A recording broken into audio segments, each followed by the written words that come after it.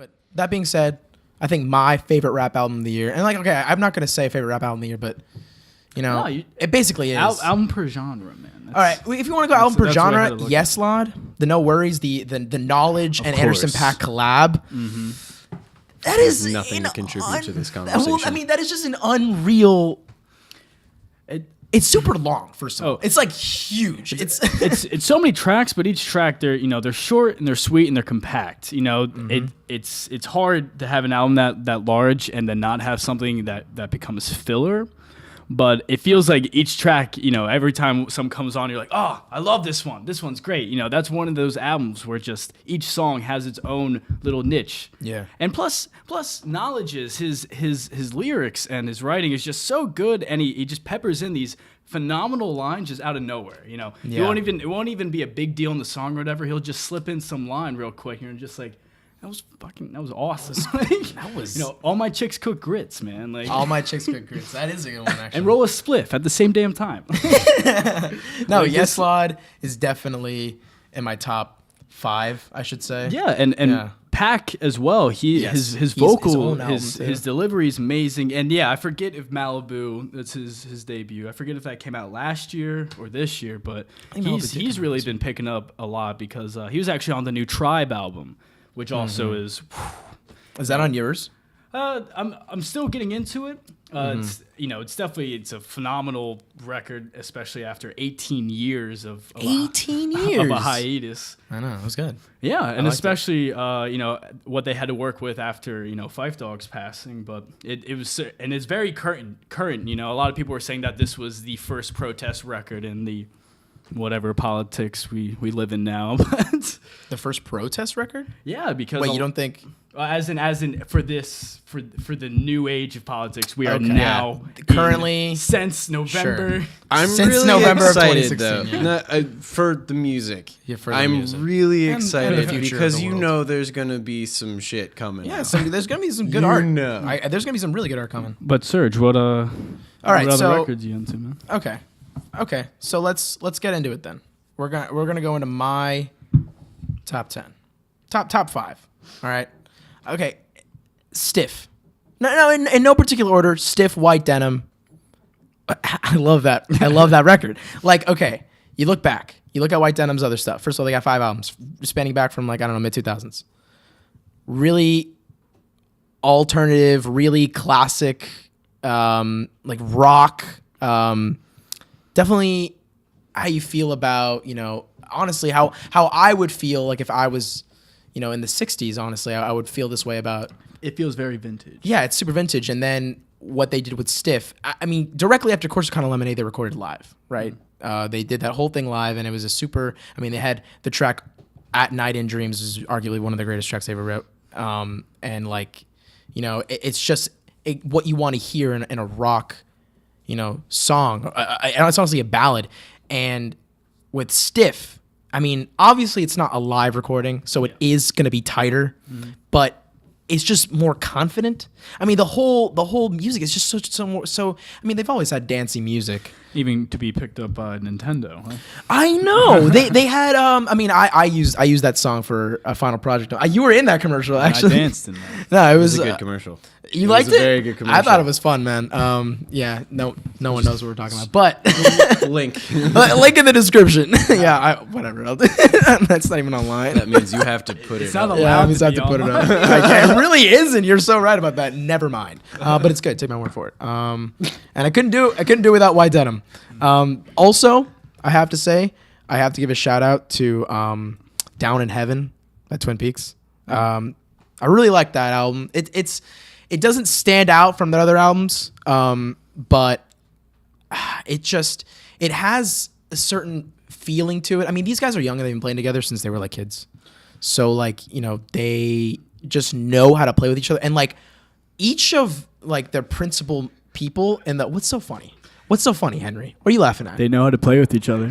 I just looked at Mark, you looked at me, and we laughed. We're sharing looks. We're sharing times. I mean, I don't know, man. You've brought it before that you think that their music can get pretty samey, right? Yeah. And so you don't think that this album fell true to that? So it did, but well, something that I respect about this album in specific is that because three of them write music. Yeah. And so like you can tell who wrote what by this point in their discography, and you can just hear their development. And I just like the way that they've the avenue that they've taken. It's a distinct avenue, and they're sticking to it. But I like where it's going. Then I got a lot. But I'm gonna say 22 a million. Yeah. Yeah, the Bon Iver album. That album didn't really stick with me as much. Really? I listened to it a lot, and the standout tracks. I guess he released every song as like a video or something. But I guess the singles. You had 33 God. You had 8 Circle. Yeah. And then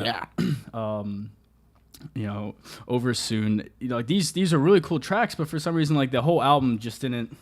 I didn't really catch the replay value as a unit. You mean? Yeah, just you'd listen to those pocket songs or whatever. But in my opinion, it like to have obviously you want to have a fully cohesive and fresh sounding album, and for some reason it kind of would drop off towards the end. Christian, I'm sorry, but it is totally a cohesive album. you think 22 a million is a cohesive album? No, I like sonically definitely. I'm saying, I don't know, in terms of quality, I guess. In terms of quality? Okay, do you listen to Bon Iver? Not a fan. At all? Not a fan of Bon Not Iver? a fan. Really? Nope. Defend it. Defend it. Defend it. I don't know. I've never. It doesn't vibe with me. It's is it the electronic aspect of it? Is it the Well, he came out and when he came out with like forever ago, Yeah. or even his self-titled, that's when he kind of just launched into like this indie folk stardom, and that was right around the time of like the Fleet Foxes, and that's when it was just like hipster vibe was just like the fucking thing everywhere. I don't mind like folk or electronic. It's not. I wouldn't go out of my way to listen to it. Yeah. It's not. It's very particular music, and it's very soft, and even Bon Iver has his What, you don't crashing like 22 a moments, million, Colin? It's boring. You're boring. A lot of people say that it's boring. Like it's nothing special. Many people say I it's have boring. like All right. I have friends who like Fine. I have a friend 22 who million like doesn't have to be on the list. idolizes. I have a friend who like idolizes Bon Iver, and like that's cool. But it's like again, that's another reason why I love doing this show is that it opens us up to like all these different Perspectives. musicians and all these different people, because we've had like punkier acts come on, we've had like it's just mellower Philly, yeah. acts come on, and the thing is like there's such a wide variety of music that like you don't have to like listen to one thing. There's so many different areas, and I grew up listening to gospel rock, and then I discovered classic punk, and that is how I made my way into music, and that's Sure. probably what influenced me to listen to what I listen to now. Okay. Whereas like other people have different backgrounds with music, what I listen to now does not really fit with like folk. I mean, like I've listened to like folk punk and stuff, like Sledding with Tigers and stuff like that, but like that's about as far as I've gone, like as far as I go with it. That's understandable. Yeah, I like to keep my range pretty wide, and so wide in fact that I want to squeeze in a special album, Nothing More to Say by the Frighteners. Let me tell you guys. This is an album people should listen to. It's crazy that that is such an extremely fresh reggae album. It's so fresh, and it's at- brand new. Yeah, at the same time, the way that September. they recorded it and the techniques that they used, and just song structure, all this stuff went into play of just making this like 60s sounding like Jamaican reggae album, man. And It sounded so authentic, like authentically vintage. Rocksteady, I think, is the name of the genre that they referred to it as. But okay. There's just like that subtle warm fuzz that each track has, and it's just like a little touch. I don't want to say lo-fi, but you know, it has such a warm sound, and at the same time, it sounds like reggae music. I feel like reggae. You know, people associate that with just like summer vibes or anything like that, beach. No, it's super cool. It's true. It's an album for like all seasons. It feels like. And what's the name of the album again? Nothing More to Say by the Frighteners. Okay, because that actually I'd probably be down for that, because I just recently was like, I did not understand everyone's like again, my music taste, my own personal thing. A lot of people would disagree with me. I didn't understand everyone's love of Bob Marley until just recently. And then that's what everyone thinks about when you say reggae. Yeah. I just I know. And I just like sat down and was just hanging out with a couple of friends, and we were just like listening to music, and it was a really mellow night. You know, we were just talking, chatting, and like I was into it. I was very much into it. And I also like, when I was in high school, I very much listened to a lot of ska. Yeah. Way too much ska. And so, but I think if you would like ska, you definitely like this. Because it's a lot of it is like the same sort of like upstroke guitar. Tempo, yeah, it's very similar in how it is made. Mm-hmm. It's just and the big story about this band as well is that you know, right before the album had come out. Actually, no, the album didn't come out till about September, but back in June, the lead singer had died. Wow. He had died from ALS, I believe. You know, really tragic. Right before it came out. Yeah. And so they were just in the process of mastering it, I believe, when he had passed, and they actually had they played their own benefit shows, you know, to raise money for this guy. That's crazy. Yeah, so everyone, I'm pretty sure they're in the mode of trying to find someone who can somehow replicate his vocals. I mean, it's gonna be so hard. Like his vocals are so clean. They're great, man. You know, they're very charming. They are. It's a really cool band. Definitely check them out.